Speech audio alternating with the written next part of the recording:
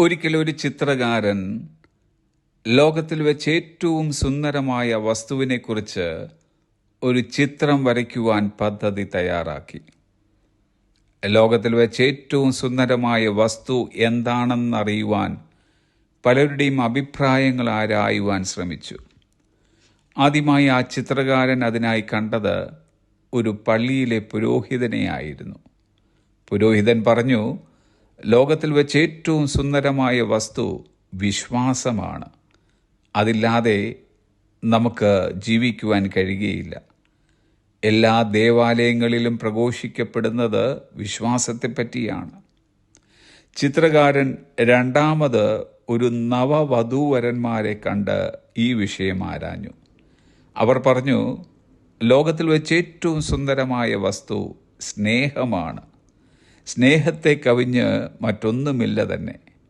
ഏറ്റവും പവിത്രവും സുന്ദരവുമായത് സ്നേഹം തന്നെ. ചിത്രകാരൻ മൂന്നാമത് യുദ്ധത്തിൽ നിന്നും അടുത്തയിടെ തിരിച്ചു വന്ന ഒരു പടയാളിയെയാണ് കണ്ടത്. അദ്ദേഹത്തോട് ഈ വിഷയം ആരാഞ്ഞു. ആ പടയാളി പറഞ്ഞു, ലോകത്തിൽ വെച്ച് ഏറ്റവും സുന്ദരമായ വസ്തു സമാധാനമാണ്. യുദ്ധവും വിദ്വേഷവും പകയും പിണക്കവുമില്ലാത്ത ഒന്നുണ്ടെങ്കിൽ അത് സമാധാനമാണെന്ന് പറഞ്ഞു. ചിത്രകാരൻ ആകെ വിഷമവൃത്തത്തിലായി.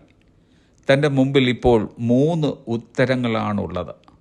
1 വിശ്വാസം, 2 സ്നേഹം, 3 സമാധാനം. ഇവയിൽ ഏത് തിരഞ്ഞെടുക്കും? അങ്ങനെ ചിന്തിച്ച് തൻ്റെ ഭവനത്തിലേക്ക് ചില ദിവസങ്ങൾക്ക് ശേഷം താൻ എത്തിച്ചേർന്നു. വീടിൻ്റെ വാതിൽ തുറന്ന് താൻ അകത്ത് കയറിയപ്പോൾ തൻ്റെ മക്കൾ ഓടി വന്ന് തന്നെ കെട്ടിപ്പിടിച്ചു. അദ്ദേഹം തൻ്റെ മക്കളുടെ കണ്ണുകളിൽ അവരുടെ പിതാവിലർപ്പിക്കുന്ന വിശ്വാസം കണ്ടു.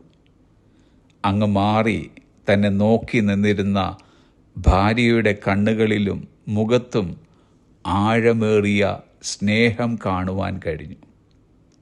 വിശ്വാസവും സ്നേഹവും തളം കെട്ടി നിന്ന ആ ഭവനത്തിൽ സമാധാനാന്തരീക്ഷം തനിക്ക് അനുഭവപ്പെട്ടു. തൻ്റെ ചോദ്യത്തിനുള്ള മറുപടി അന്ന് തനിക്ക് ലഭിച്ചു. Home is the most beautiful thing in the world. ലോകത്തിൽ വെച്ച് ഏറ്റവും സുന്ദരമായ വസ്തു ഭവനം തന്നെയാണ്. തകർന്നടിയുന്ന കുടുംബ ബന്ധങ്ങൾ, കലുഷിതമായ കുടുംബാന്തരീക്ഷം ഇന്നത്തെ സമൂഹത്തിന് തന്നെ ശാപമായിക്കൊണ്ടിരിക്കുമ്പോൾ പരസ്പര വിശ്വാസത്തോടെയും കലർപ്പില്ലാത്ത സ്നേഹത്തോടെയും കൂടിയുള്ള ഒരു ഭവനാന്തരീക്ഷം സൃഷ്ടിച്ചെടുക്കുവാൻ നമുക്ക് കഴിയുന്നുവെങ്കിൽ ഭവനങ്ങളിൽ ക്ഷണിക്കപ്പെടാതെ കടന്നു വരുന്ന ഒരു അതിഥിയാണ് സമാധാനം. അതൊരു പ്രകൃതി തത്വമാണ്. Have A blessed day.